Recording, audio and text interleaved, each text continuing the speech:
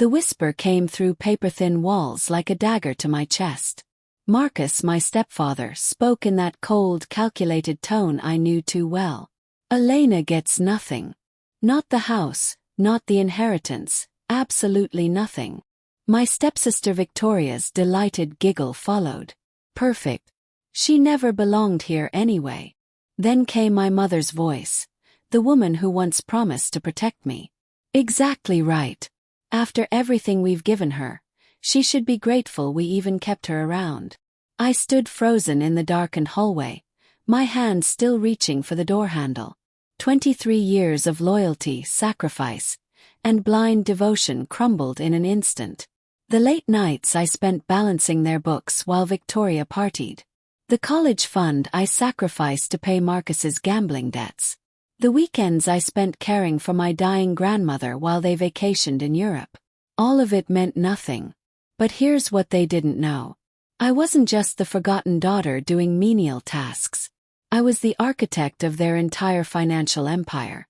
Growing up, I learned early that love in the Harrison household was transactional. While Victoria received designer clothes and luxury cars, I got praise only when I was useful. I became indispensable by design. Every tax return, every investment decision, every banking password passed through my hands because Marcus was too proud and my mother too lazy to handle their own affairs. They called it helping the family business.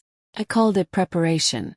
That night, instead of crying or confronting them, I walked calmly to my room and opened my laptop. My fingers moved across the keyboard with surgical precision.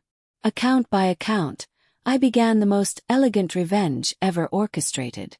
The savings account Marcus thought was secret. Transferred. The investment portfolio he bragged about at dinner parties. Relocated. The emergency fund hidden under his business expenses. Secured in an untouchable trust bearing only my name. I wasn't stealing. I was reclaiming what I had built, earned, and maintained for years while they lived in ignorance. The next morning brought Oscar-worthy performances. Marcus grumbled about the weather while reading his newspaper. Mother hummed cheerfully, already mentally redecorating with her inheritance money.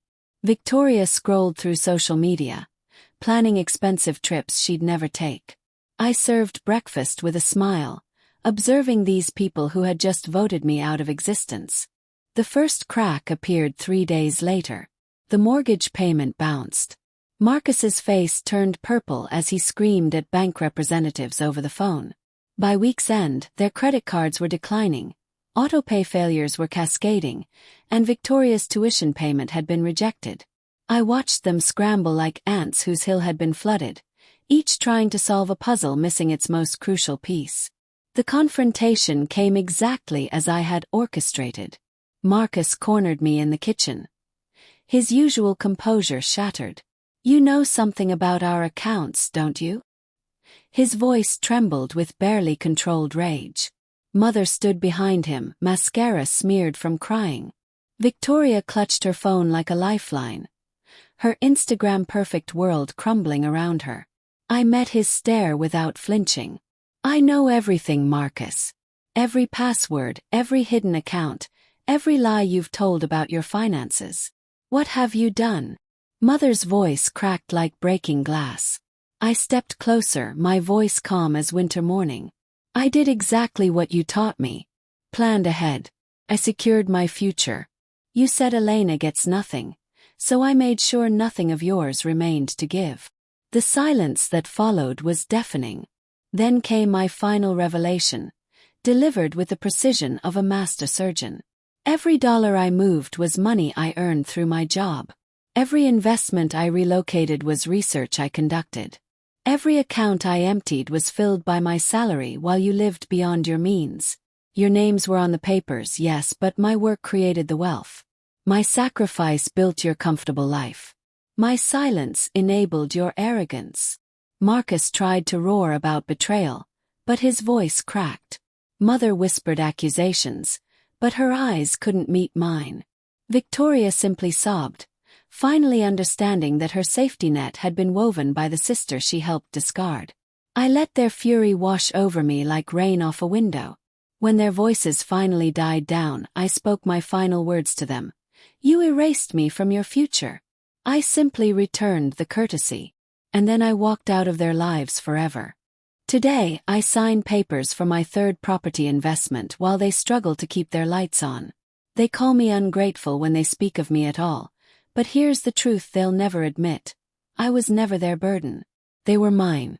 Without me, their house of cards collapsed exactly as I knew it would.